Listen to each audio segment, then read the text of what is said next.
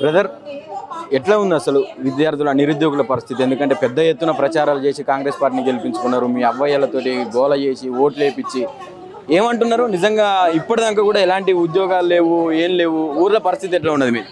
Every year job calendar ప్రకారం notifications విడుదల చేసి ఉద్యోగాలు నింపుతామని చెప్పేసి ఏదైతే చెప్పారో దాన్ని నమ్మి ప్రతి నిరుద్యోగి వాళ్ళు ఓటేయడమే కాకుండా వాళ్ళ ఇంట్లో వాళ్ళతో ఊర్లో చుట్టుపక్కల 10 మందితో ఓట్లు వేయించి మరీ కాంగ్రెస్ ప్రభుత్వాన్ని తీసుకొచ్చిన తర్వాత ఈ ప్రభుత్వం వచ్చిన తర్వాత ఒక నోటిఫికేషన్ జాబ్ క్యాలెండర్ అయితే రిలీజ్ చేస్తామని చెప్పి రిలీజ్ చేశారు. బట్ ఆ జాబ్ క్యాలెండర్ రిలీజ్ చేసిన తర్వాత దాని ప్రకారం ఒక నోటిఫికేషన్ కూడా ఇవ్వలేదు. ఆ నోటిఫికేషన్స్ కోసం అని చెప్పేసి మేము ఎదురు చూసి ఇప్పటికీ సంవత్సరంన్నర అయిపోయింది. వీళ్ళు వచ్చిన తర్వాత సంవత్సరంలో 2 లక్షల ఉద్యోగాలు అయితే ఫిల్ చేశామని చెప్పారు.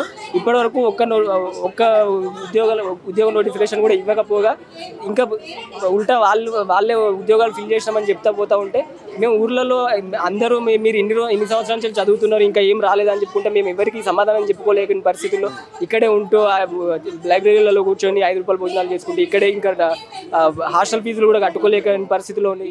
ఇంట్లో వాళ్ళకి ఊర్లో వాళ్ళకి ఇదే లైబ్రరీకి మీరు కూర్చొని చదువుతున్నటువంటి లైబ్రరీకి కాంగ్రెస్ పార్టీ అధిష్టానం కూడా వచ్చింది కదా, ఇదే చెట్ల కింద కూర్చొని మరి మీకు హామీలు ఇచ్చింది కదా మేము ఉద్యోగాలు వేస్తామని చెప్పి. మరి ఇప్పుడేమంటున్నారు? అసలు ఇప్పటిదాకా కూడా ముఖ్యమంత్రి గారు ఒక్కసారి కూడా మీ ఈ నిరుద్యోగుల పట్ల ఒక వ్యాఖ్య చేసింది లేదు ఇప్పటి వరకు కూడా. చేయకపోగా ఇంకా నేను 150,000 ఉద్యోగాలు ఇచ్చినా అని చెప్పి చెప్తా ఉన్నారు. ఏం చెప్తారు? ఏదైతే వాళ్ళు నిరుద్యోగులకు ఏదైతే హామీలు ఇచ్చారో ఆ హామీల ప్రకారం అప్పుడు వాళ్ళు అధికారంలోకి రాకముందు ఏదైతే రాహుల్ గాంధీ గారి దగ్గర నుంచి రేవంత్ రెడ్డి గారి దగ్గర నుంచి మిగిలిన లీడర్స్ అందరూ ఇక్కడికి లైబ్రరీల దగ్గరికి అశోక్ నగర్ దగ్గరికి వచ్చి నిరుద్యోగుల పక్షాన మాట్లాడతామని చెప్పి అధికారంలోకి వచ్చిన తర్వాత అప్పటి నుండి ఇప్పటివరకు మళ్ళీ ఒక నిరుద్యోగిని కూడా దగ్గరికి పిలుచుకొని కూడా వాళ్ళు నిరుద్యోగుల దగ్గరికి రాకపోవడం పోగా నిరుద్యోగులను దగ్గరికి పిలుచుకొని వాళ్ళ దగ్గరికి పోయి మాట్లాడడానికి నిరుద్యోగులు ప్రయత్నిస్తే కూడా అపాయింట్మెంట్లు కూడా ఇవ్వకుండా వాళ్ళని మరీ నీచంగా చూడడం ఇట్లాంటివి తగదు. వాళ్ళకు నిరుద్యోగులు ఏమంటా ఉన్నారంటే కాంగ్రెస్ వాళ్ళు ఇదంతా కూడా ఈ నిరుద్యోగ సమస్యలు లేవనెత్తే వాళ్ళందరూ కూడా బీఆర్ఎస్ బీజేపీ ఎన్నుకొని నడిపిస్తున్నాయి అని చెప్పి చెప్తా ఉన్నారు. ఏం చెప్తారు మీరు? అలా బీజేపీ బీఆర్ఎస్ అనేది వాళ్ళు ఇప్పుడు ఎంతసేపు రాజకీయాల కోసం నిరుద్యోగులు అందరూ మాట్లాడితే నిరుద్యోగులకు మాత్రం ఏం రాదు కదా. నిరుద్యోగులు జాబ్ల కోసం జాబ్ నోటిఫికేషన్ కోసం జాబ్ క్యాలెండర్ కోసం పోట్లాడుతున్నారు కానీ రాజకీయాల తరఫున మేము పోయినంత మాత్రం మాకేం లాభం ఉండదు కదా. అంటే ఇదే రేవంత్ రెడ్డి నేను గవర్నమెంట్ స్కూల్లో చదువుకొని ఈ స్థాయికి వచ్చినా నేను ఇప్పుడు ముఖ్యమంత్రిని అయినా అని చెప్పిండు. విద్యా వ్యవస్థ వేరే వాళ్ళ చేతులు పెడితే వాళ్ళు భ్రష్టు పట్టిస్తారు, అందుకే నా దగ్గరనే పెట్టుకున్నా అని చెప్పిండు విద్యాశాఖ మంత్రి కూడా. మరి ఎందుకు ఇంకా స్పందించట్లేదు? నిరుద్యోగులందరూ రోడ్ల మీదకి వస్తున్న పరిస్థితి ఇంకా ఎందుకు కనిపిస్తా ఉన్నది మనకు? అదే మన తెలంగాణ ప్రభుత్వంలో ఏదైతే నేను ఇంత చేస్తా అంత చేస్తా అని చెప్పేసి రేవంత్ రెడ్డి గారు చెప్పిన తర్వాత నిరుద్యోగులు అంతా నమ్మి ఆయన నమ్మి ఓట్లేసి ఇంతవరకు వచ్చిన తర్వాత ఆయనే విద్యాశాఖ నా దగ్గర పెట్టుకొని నేను నిరుద్యోగుల పక్షాన కృషి చేస్తా అని చెప్పేసి చెప్పిన తర్వాత ఇప్పటివరకు ఒక్క నోటిఫికేషన్ కూడా ఇవ్వకపోగా నిరుద్యోగులను మరీ నీచంగా చూస్తూ నిరుద్యోగులకు ఒక్క నోటిఫికేషన్ కూడా రిలీజ్ చేయకుండా వాళ్ళని దగ్గర కూడా రానియకుండా మరీ వాళ్ళని పెయిడ్ ఆర్టిస్ట్ అంటూ వాళ్ళ నిరుద్యోగులను రాజకీయాలకు లింకప్ చేస్తూ ఇట్లా చేయడం అనేది కరెక్ట్ కాదు. ఇది నిరుద్యోగులు ఎవరైతే ఇక్కడికి వచ్చారో ఇక్కడ పెయిడ్ ఆర్టిస్టులు ఎవరు లేరు. ఇక్కడ ప్రతి ఒక్కరు నిరుద్యోగి వాళ్ళ సొంతంగా వాళ్ళు ఉద్యోగాలు సాధించడం కోసం అని చెప్పేసి పోరాటం చేస్తున్నారు తప్ప రాజకీయాల లబ్ధి కోసం కాదు. ఎటువంటి రాజకీయాలకు ఇక్కడ ఉన్న వాళ్ళకి ఎటువంటి సంబంధం లేదు.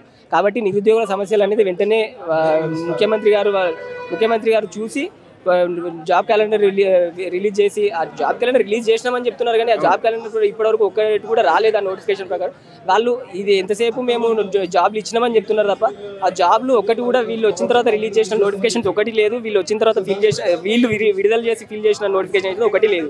వీళ్ళు ఏదైతే మేము 60,000 ఫిల్ చేసినామో 70,000 ఫిల్ చేసినామని చెప్తున్నారో అది గత ప్రభుత్వం విడుదల చేసిన నోటిఫికేషన్లు. అవి వాళ్ళు ఎగ్జామ్స్ కూడా కండక్ట్ చేసి ఆల్మోస్ట్ అయిపోయే టైంలో ఈ కొత్త గవర్నమెంట్ వచ్చి వీళ్ళు జస్ట్ అపాయింట్మెంట్ లెటర్లు మాత్రం చేతిలో పెట్టి మేము ఫిల్ చేసినామని చెప్తున్నారు తప్ప వీళ్ళు ఎటువంటి నోటిఫికేషన్స్ విడుదల చేయలేదు. వీళ్ళు సంవత్సరంలో 2 లక్షలు ఫిల్ చేస్తాము అని చెప్పేసి చెప్పి 2 లక్షలు ఫిల్ చేయడం కాదు కదా 2,000 ఉద్యోగాలకు కూడా నోటిఫికేషన్ ఇవ్వలేదు ఇప్పటివరకు. కాబట్టి ఉద్యోగాలు వెంటనే ఫిల్ చేసి నిరుద్యోగుల సమస్యలను వెంటనే పరిష్కరించాలని చెప్పేసి మేము కోరుతున్నాం. బ్రదర్, ఇంకా నిరుద్యోగం ఎందుకున్నది తెలంగాణ రాష్ట్రంలో? ఎందుకంటే ఇదే నిరుద్యోగులు కాంగ్రెస్ ప్రభుత్వాన్ని విచ్చలవిడిగా ప్రచారం చేసి మరి తెచ్చుకున్నారు కదా. ఏమంటా ఉన్నారు? ఊర్లలో ఎట్లా ఉన్నది పరిస్థితి? ఊర్లలో అయితే హామీలు అయితే విచ్చలవిడిగా ఇచ్చారన్న. ఇది మెయిన్గా ఆదాయానికి మించి హామీలు ఇచ్చారు. ఆదాయానికి మించి హామీలు ఇస్తే ఏమవుతుందంటే అక్కడ ఎక్కడ దేనికి సరిపెట్టాలో వాళ్ళకి అర్థమవుతలేదు. ఒకటి మమ్మల్ని నిరుద్యోగులను అయితే మొత్తము అవి నోటిఫికేషన్స్ ఇస్తాము, సంవత్సరంలో 2 లక్షల ఉద్యోగాలు ఇస్తాము, అవి ఇస్తామని మమ్మల్ని మబ్బ చెప్పి మాకు ఓట్లు దండుకున్నారు. ఫస్ట్ ఇప్పుడు ఇస్తున్నట్టు కదా 150,000 ఉద్యోగాలు ఇచ్చినామని చెప్తా ఉన్నారు కదా. 50,000 ఉద్యోగాలు కాదు, ఒక ఉద్యోగం కాదు, ఎక్కడిచ్చో చెప్పమన్నా. ఏ ఆర్థిక శాఖ ఆమోదం చెప్పిందో చెప్పమనండి, మేము కూడా దానికి రెడీ.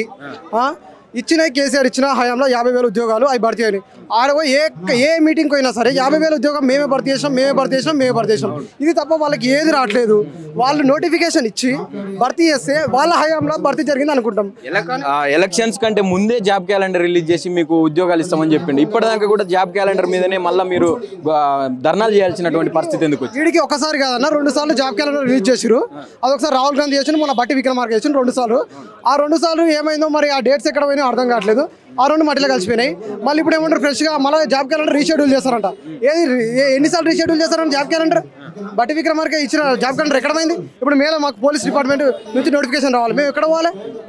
జాబ్ క్యాలెండర్ ప్రకారంగా నోటిఫికేషన్లు వస్తున్నాయి, ఇప్పటిదాకా వచ్చినాయి, ఒక్కటన్నా రిలీజ్ అయిందా? ఇంకా ఇప్పుడు జాబ్ క్యాలెండర్ ప్రకారంగా రిలీజ్ కావాలంటే ఇంకా 13 నోటిఫికేషన్ రిలీజ్ కావాలి. ఒక్కటి కూడా కావాలి, ఇంకా ఒక్కటంటే 13 కావాలి. అక్కడ పెట్టాం కదా, 13 నోటిఫికేషన్ రిలీజ్ కావాలి. ఇప్పటికీ ఒక్కటి కూడా రిలీజ్ కావాలి. మాకు కాంగ్రెస్ గవర్నమెంట్ పైన నమ్మకం లేదన్న. వీళ్ళు ఏం చేస్తున్నారంటే ఇప్పుడు ఎట్లా లోకల్ బాడీ ఎలక్షన్లు వస్తాయి, నోటిఫికేషన్ వేస్తారు, ఎలక్షన్ కోడ్ వేసి మేము వెళ్ళిపోదామని చూస్తున్నారు. అదే వాళ్ళ టార్గెట్ అదే ఉన్నది. ఇప్పుడు జూన్ 2 ఎలక్షన్లు ఎట్లా ఉండబోతుంది అంటే ఇప్పుడు మాకు జూన్ 2 వరకు 13 నోటిఫికేషన్స్ రిలీజ్ కాకపోతే ఇక లోకల్ బాడీ ఎలక్షన్లో ఏం చేయాలో మేము చూసుకుంటాం. మళ్ళీ బస్సు యాత్రలు మళ్ళీ అవన్నీ తిరుగుతాయి. రేవంత్ రెడ్డి ఏమంటా ఉన్నాడు, ఒక్క మహిళలు ఓటు చేసినా నేను గెలుస్తా, ఎందుకంటే మహిళల్ని అందరినీ కోటీశ్వరాలని చేస్తా అని చెప్తా ఉన్నాడు. మీతో పని లేకుండా ఒక మహిళలు ఓటు చేసినా నేను గెలుస్తా అంటా ఉన్నాడు. మహిళలకు ఇవ్వాల్సిన 2,500 ఎక్కడ పోయినాయి అన్న? మరి దాని గురించి ఎందుకు మాట్లాడట్లే? గ్యాస్ అది అని అన్నాడు, మరి గ్యాస్ డబ్బులు అందరికి కడుతున్నాయా? అది కూడా మాట్లాడాలి కదా. ఇదంతా మా భయపడమే అన్న. ఏడికైనా సరే మేము ఇచ్చినాం అంటున్నాడు.